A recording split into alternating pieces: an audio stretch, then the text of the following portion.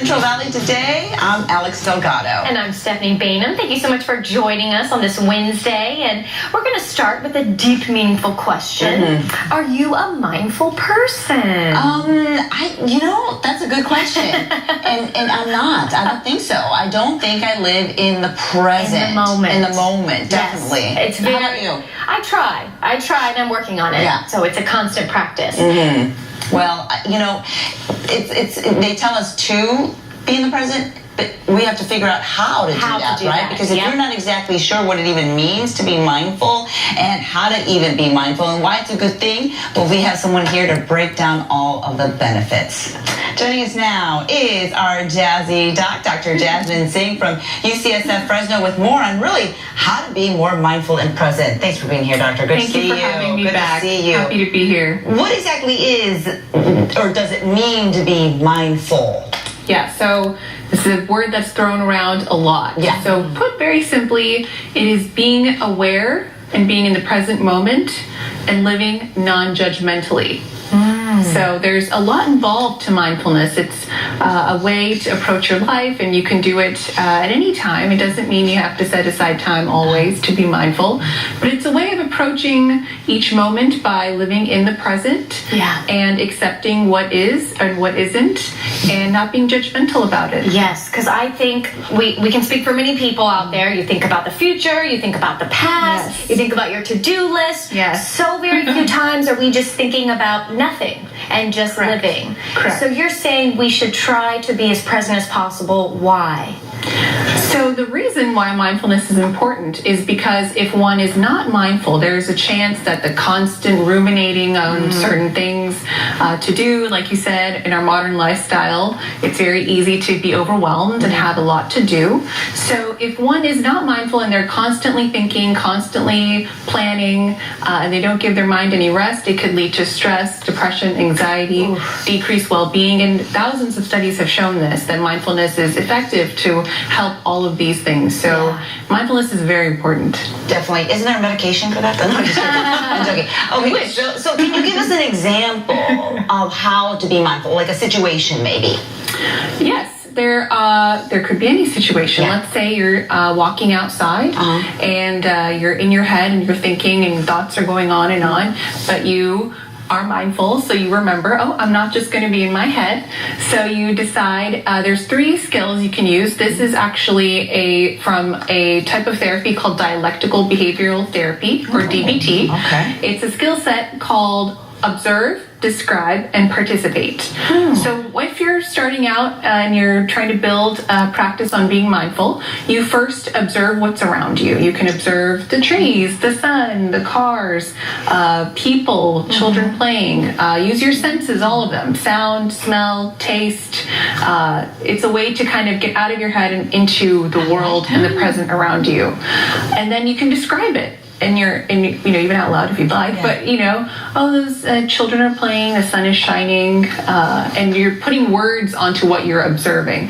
So observing and describing go hand in hand. And lastly, to participate, that's kind of the most active way to be mindful. You could go play with people or talk to someone and be present in the conversation. So participating is the last step in being mindful. I like that. And when you say don't be judgmental, perhaps then don't label and say those kids are annoying or that tree is ugly, because that's just making you depressed instead of just accepting it for what it is. So judgment, good, bad, we've been taught good and bad since we were children. It's really ingrained in who we are. But thinking in those terms it can be very detrimental to our mental health.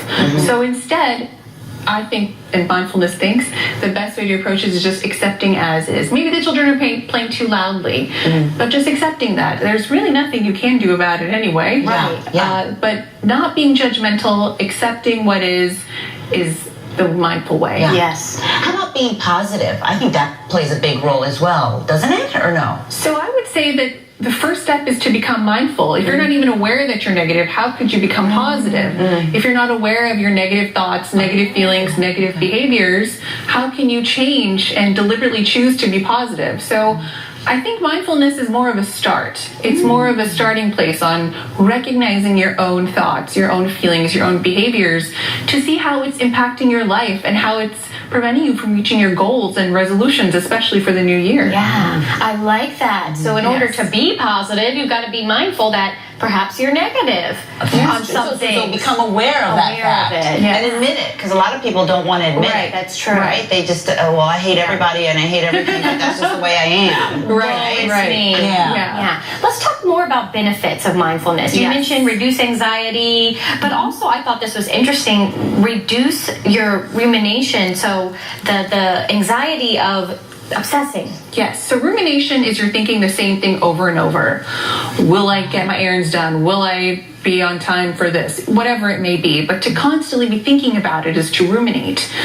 If one is mindful, they can recognize, hopefully, that they're ruminating and then shift their focus onto something else, something in the moment, being more present, and that's healthier. Yeah. So is being present the same thing as being mindful? Being present is a part of being mindful. Okay. Now, you also remember you're being aware, you're approaching things non-judgmentally, and there's also this area of being open, curious, and accepting of what you find around you. Okay. And you said studies show the benefits of mindfulness can affect your physical health. Yes, absolutely. The brain and body are tied very closely. One does not exist in isolation of the other. So if you need a healthy body and a healthy brain, you can get both with mindfulness. Wow. And you also say that it can help with your focus. But help me understand how you can focus more if you're just in the moment. So I'm going to give you an example. Yeah. I will be at, I don't know, my kid's soccer game. Okay. So I am watching the soccer game. Okay. And let's just say my kid's not even playing. So then I start to think of my to-do list. Okay, I gotta do this, this, and that. Or brushing my teeth. Okay, this morning, I gotta do this. If I don't do that, then I'll forget. And then I won't do it. And then it just gets worse and worse and worse. Does that make sense? It does make sense. Okay. And I think you bring up something that many people do. Okay. I also think of my to-do list sometimes when I'm brushing my teeth. I know, I'm not the most perfect mindful person all the time. Nobody is. So what I would say to this example is that you are kind of not being fully present. Okay. And I admit, yes. Yeah, but that's okay. You recognize it. Yes. You're aware of it.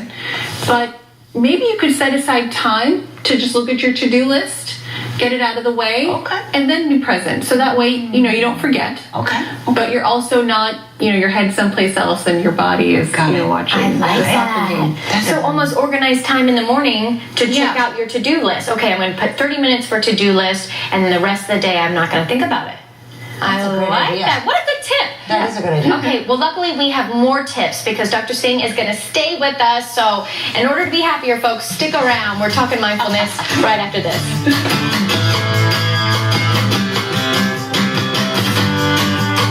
There's a lot in this valley that matters. Your town pride matters. And getting in touch with nature matters. Hard work matters. And playtime matters. School spirit matters. And family values matter. Because you are what matters most to this valley. And what matters most to you matters to us. KC24, local news that matters. If you've been injured in an accident that was not your fault and you don't have an attorney, don't go it alone. Take action. We have legal professionals standing by to help you and let you know what your case is potentially worth. Hi, I'm Paula Haddock, here with spokesman Rob Wolf. So who at home should be calling in right now, Rob? Well, just like you said, Paula, anyone who's been injured in an accident that was not your fault and you do not have an attorney, call us right now. We're going to answer all of your questions and we'll let you know what your case is potentially worth. Thanks, Rob. Take action and call now. If you've been injured in a car accident, do what thousands in Northern California have done. Get Berg. Get Berg. 1-800-400-BERG. Some of you are Honda owners and some of you are Toyota owners, right? Yep. Wouldn't be surprised to hear that Honda is the most reliable car company. Honda's reliable. Well, it's actually not Honda. Really? Toyota. It's not Toyota either. Chevy. Based on a nationwide survey, Chevy is more reliable than Toyota and Honda. Wow. Get $4,500 total cash allowance on select Equinox vehicles in stock when you finance with GM Financial. That's 16% below MSRP on this Chevy Equinox. Visit your participating Central Valley Chevrolet dealers. FM Nonstop, one of the Observer's 16 most influential people in the Central Valley. We're taking you to the politicians and leaders that shape our community with better, more relevant coverage of the issues that matter to you. FM Nonstop on Sunday Morning Matters on KC24. Hi folks, we're back. If you've been injured in an accident that was not your fault and you don't have an attorney, we have legal professionals standing by to let you know what your case is potentially worth.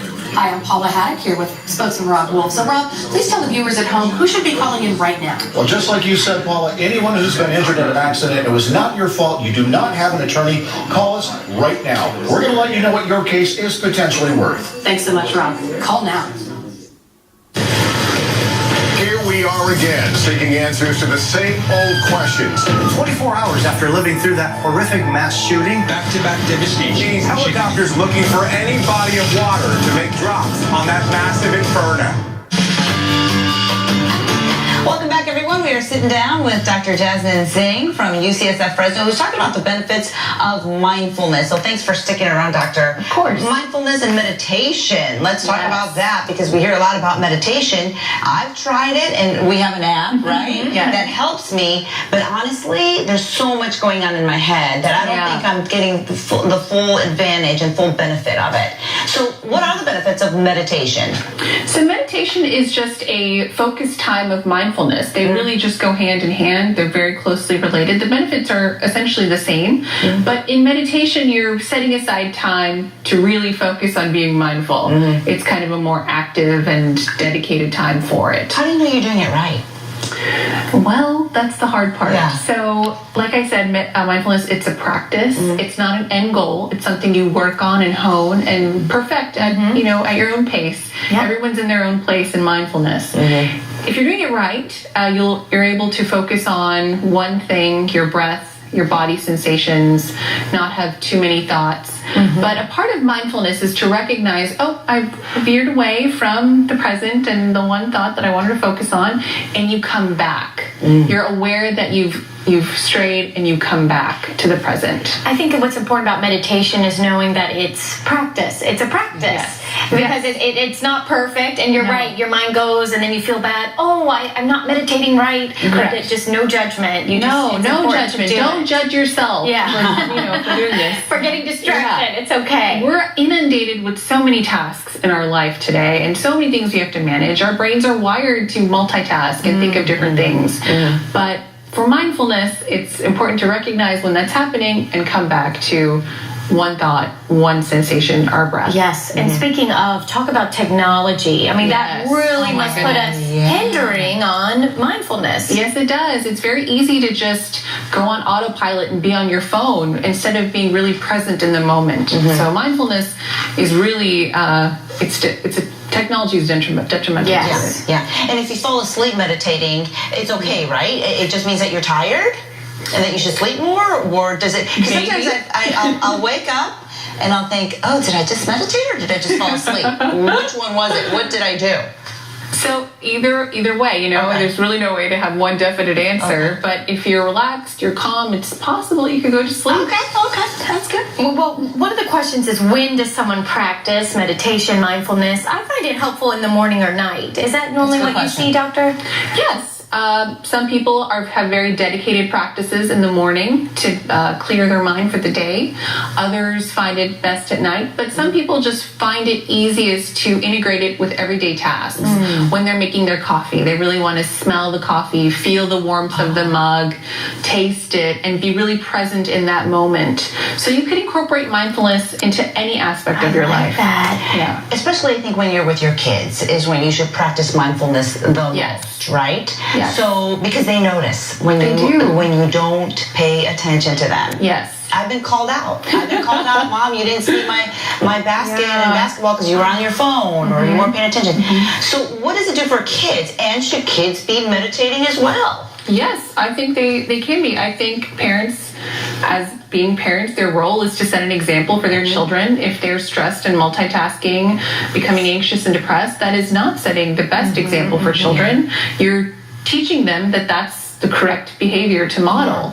But if you are calm and collected and approach life non-judgmentally and with acceptance, I think that could be an excellent example for children. Oh, that's awesome. I hear about some school districts that are having meditation in their curriculum.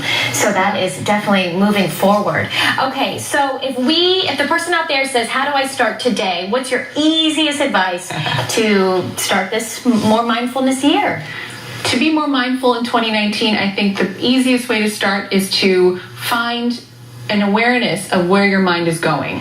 Just start recognizing what am I thinking about? I'm really getting stressed out. Or what's on my mind now? I'm really calm and happy. Finding out what your mind is doing is really important. And then you can go into the skill I discussed: observe, describe, and participate. That's very easy. You don't need to set aside extra time for that. You just need to be present and aware and non-judgmental. Yeah. And I also think it's important to realize that there are more important things than getting the dishes done, than cleaning your house and finishing up the laundry. Your family is more important, your kids are more important, your friends are more important, and living in the moment is more important. Living in the moment, absolutely. Great motto for the new year. Thank you so much, Dr. Singh. Thank you for having me. I feel happier already. I really do. Thanks again. Thank you. Still to come, meet the high school students who still haven't forgotten about the need in Puerto Rico.